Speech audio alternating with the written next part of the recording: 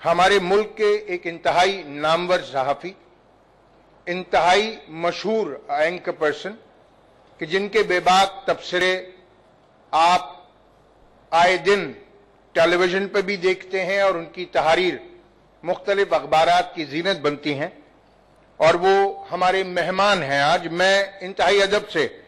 ملتمس ہوں جناب سلیم صافی صاحب سے کہ وہ تشریف لائیں اور اپنے خیالات کا اظہار فرمائیں۔ جناب سلیم صافی صاحب۔ بسم اللہ الرحمن الرحیم۔ محترم ڈاکٹر فاروق ستار صاحب، ایم کیو ایم کے قائدین، میرے اساتذہ کرام مجاہد بریلوی صاحب، محمد حنیف صاحب اور دیگر جو دانشور ہیں، خواتین و حضرات، میرا آج کچھ وہ والی صورتحال ہے جو کہ قائد اعظم محمد علی جناح کے رحلت کے بعد پاکستان کی ہو گئی تھی۔ ایم کیو ایم کے دوست تو ڈسپلن کے لیے مشہور ہیں، لیکن شاید جب پٹھان سے مخاطب ہوں تو ان پہ بھی کچھ پٹھانوں والا اثر ہو جاتا ہے۔ تو مجھے کسی نے یہ نہیں بتایا تھا کہ مجھے آ کے یہاں پہ تقریر بھی کرنی ہے اور یا کوئی مقالہ بھی پڑھنا ہے۔ مجھے تو دعوت دی گئی تھی اور میں سننے اور سمجھنے کی غرض سے حاضر ہو گیا تھا، اس لیے میں نے کوئی تقریر تیار نہیں کیے۔ اور ویسے بھی آپ جیسے لوگوں کی موجودگی میں مجھ جیسا ایک کم پڑھا لکھا انسان قائد اعظم کے بارے میں کیا بات کر سکتا ہے، کیونکہ مجھے تو اپنی ذات اور قائد اعظم کے مابین اس بات کے سوا کوئی قدر مشترک نظر نہیں آتی کہ قائد اعظم بھی صحیح اردو نہیں بول سکتے تھے اور میں بھی صحیح اردو نہیں بول سکتا، اور قائد اعظم انگریزی میں اردو بولتے تھے اور میں اکثر پشتو میں اردو بولتا ہوں۔ تو بہرحال جو حکم کی تعمیل میں جو سرسری میرا مشاہدہ ہے، میں پھر یہ اعتراف کرتا ہوں کہ میں نہ تاریخ پہ میرا کوئی عبور ہے اور نہ پاکستان کے قیام کے جو مختلف مراحل ہیں اس کو میں نے اتنا پڑھا ہے یا اس کو اتنا اینالائز کیا ہوگا جتنا کہ حنیف محمد صاحب اور بریلوی صاحب اور اس جیسے ہمارے دیگر جو یہاں سٹیج پہ مقررین بیٹھے ہوئے ہیں وہ بہتر آپ کو بتا سکتے ہیں۔ البتہ جو میں سمجھا ہوں وہ یہ ہے کہ سب سے بڑی حقیقت قائد اعظم کے بارے میں یہ ہے کہ وہ بہت بڑے لیڈر تھے، انہوں نے ناممکن کو ممکن بنا دیا، انہوں نے ہمارے لیے ایک ملک بنا کے چھوڑ دیا، تو اس لحاظ سے وہ غیر معمولی شخصیت تھی۔ لیکن بہرحال یہ ایک حقیقت ہے کہ وہ ایک انسان تھے، اور جس طرح دیگر انسانوں سے غلطیاں ہو سکتی ہیں اسی طرح قائد اعظم سے بھی اس کے صدور کا امکان ہے، لہذا نہ وہ فرشتہ تھے، نہ پیغمبر تھے، نہ صحابی تھے، بہت بڑے لیڈر تھے اور ہمارے محسن تھے، اور لیڈر اور محسن اس کو سمجھنا چاہیے، لیکن ان کے کسی اقدام یا ان کی کسی بات سے اختلاف پہ جس طرح لوگ آستینے چڑھا لیتے ہیں، میرے خیال میں اگر ہم اس کو انسان سمجھ لے تو اس رجحان میں کمی آ سکتی ہے۔ دوسری چیز جو قائد اعظم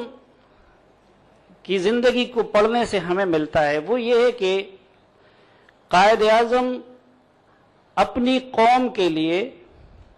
اور خود آگے بڑھنے کے لیے دنیا کی تمام اقوام کے ساتھ رابطہ کرنے، ان سے استفادہ کرنے اور وہاں سے حاصل کیے ہوئے علم اور تجربے کو اپنی قوم کے حق میں استعمال کرنے کے قائل تھے۔ انہوں نے اس وقت یہ نہیں دیکھا کہ میرے ملک کو انگریز نے غلام کیا ہے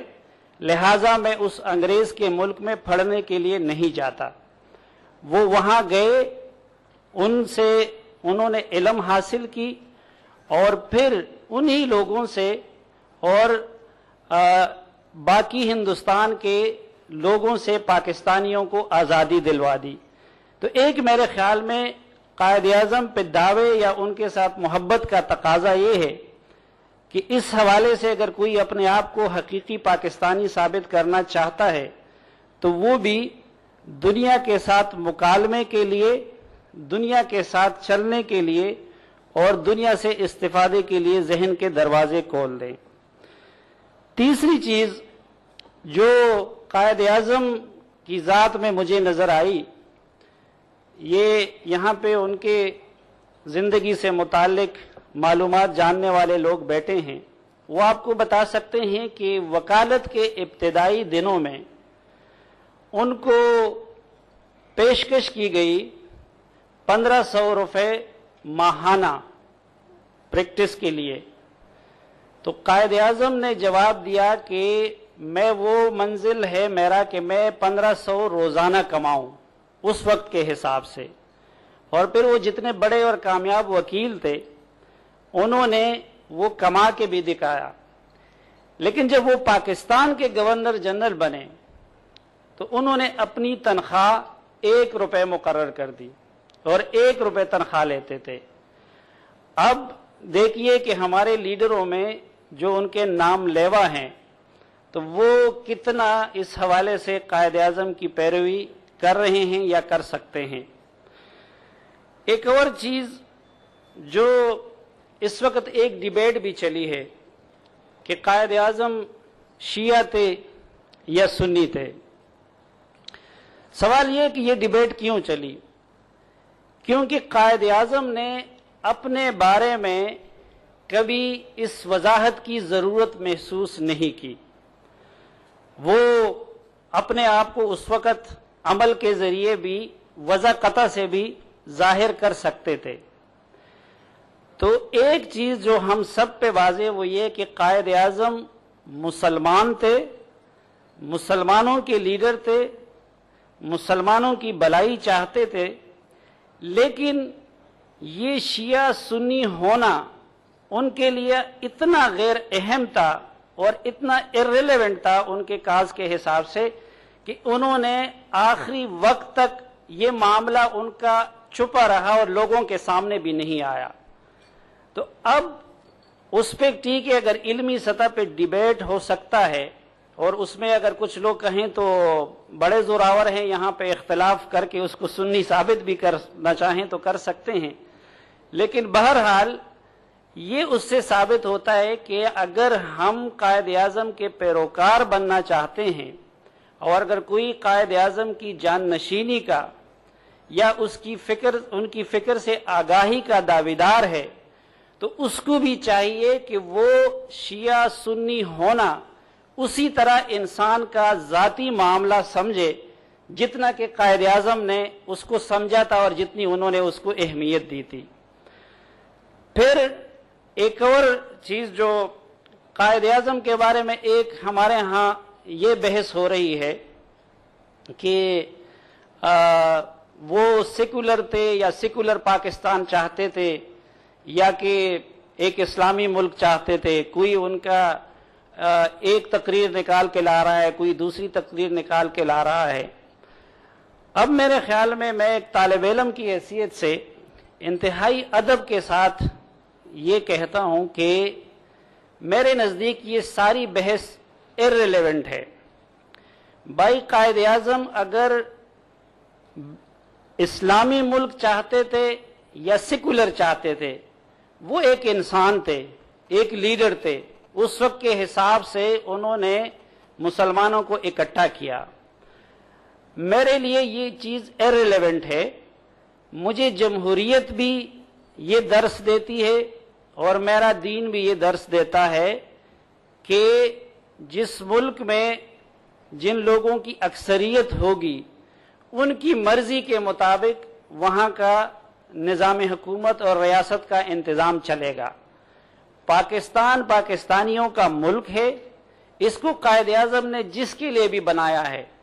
آج کے پاکستانیوں کی جو مرضی ہوگی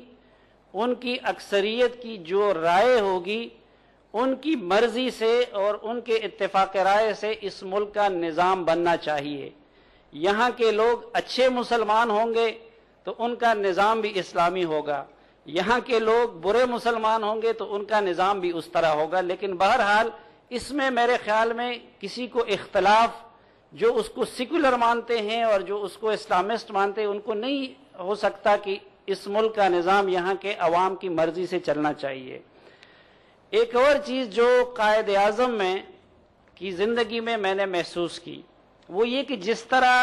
وہ فرقواریت سے بالاتر تھے، ان کی قیادت میں سنی لیڈر بھی جمع تھے اور شیعہ لیڈر بھی جمع تھے، اور پاکستان حاصل کرنے کے بعد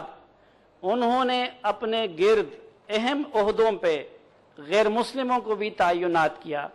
تو ایک اور چیز جو قائد اعظم کی زندگی سے ہمیں ملتی ہے وہ یہ تھی کہ وہ لسانیت سے بھی بالاتر تھے اور وہ لسانیت پہ یقین نہیں رکھتے تھے۔ آج میں ایک پختون کی حیثیت سے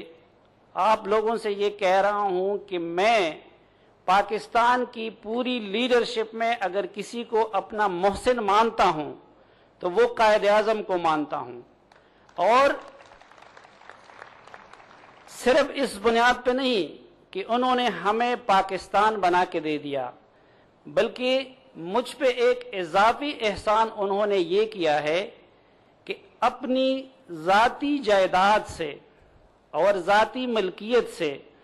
انہوں نے اسلامیہ کالج پشاور تعمیر کی، اور صرف یہ نہیں کہ کالج تعمیر کی بلکہ خیبر بازار پشاور میں مزید پراپرٹی انہوں نے اس کے لیے وقف کر دی تاکہ مستقبل میں یہ کالج ان پیسوں سے چلتا رہے۔ اب یہ کالج، اس کالج میں درجنوں کی تعداد میں خان عبدالغفار خان کی فیملی کے لوگ بھی پڑھتے رہے، جو قائد اعظم کے بھی مخالف تھے اور جو پاکستان کے قیام کے بھی اس وقت مخالف تھے۔ اور اس وقت بھی اگر آپ دیکھیں کہ اسلامیہ کالج یونیورسٹی کے جو پرنسپل جن کو طالبان نے اغوا کیا ہے پروفیسر اجمل صاحب، تو وہ اسفندیار ولی خان کے کزن ہیں۔ تو پختونوں کے لیے بھی،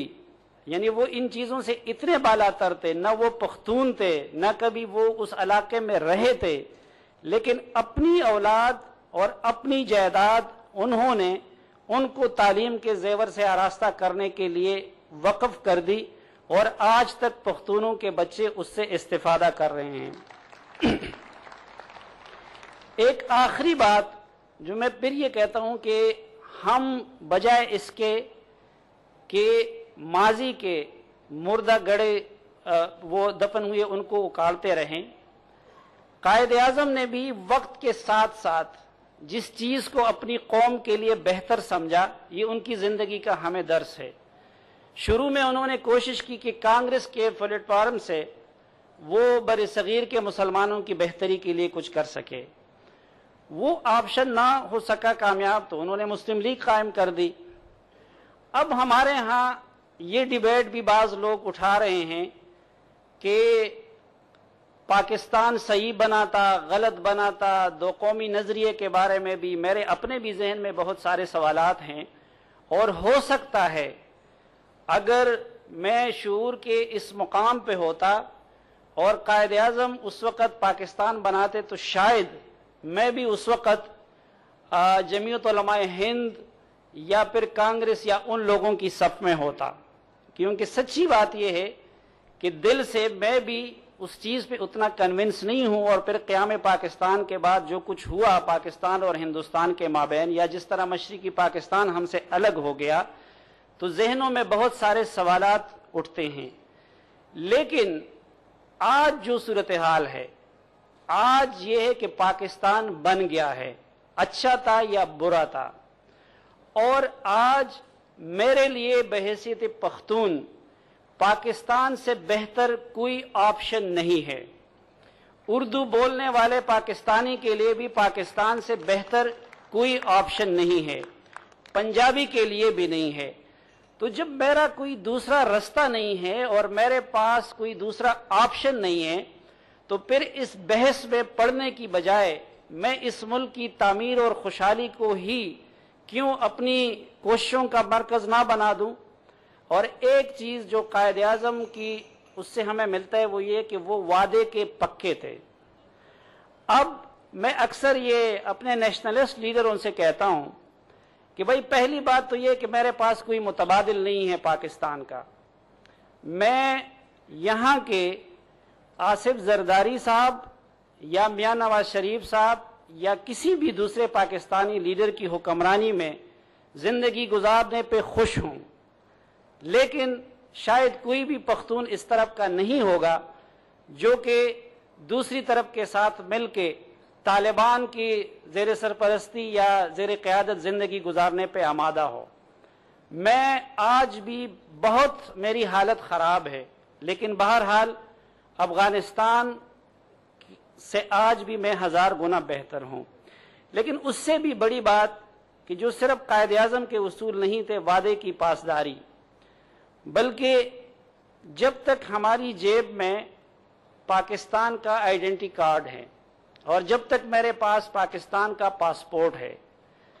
تو یہ وفاداری کا وعدہ ہے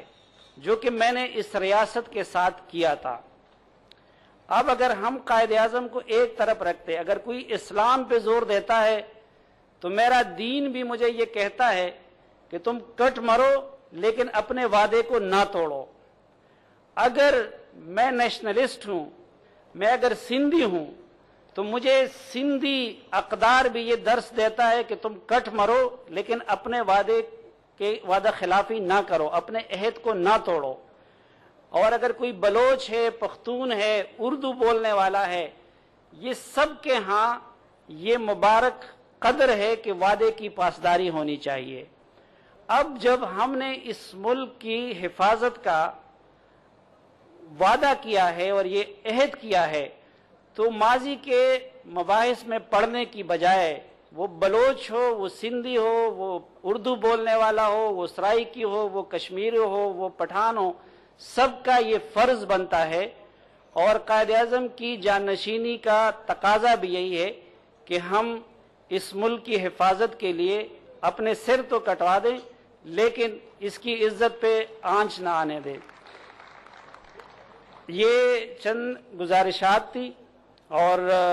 شاید میری تقریر لمبی ہو گئی تو قائد اعظم کی ایک خوبی یہ بھی تھی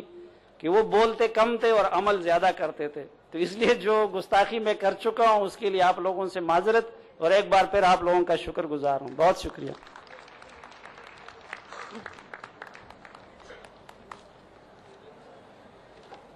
سلیم صافی صاحب ابھی آپ کے سامنے اظہار خیال فرما رہے تھے۔ ہمارے مہمان اور ہماری خصوصی دعوت پر اسلام آباد سے تشریف لائے۔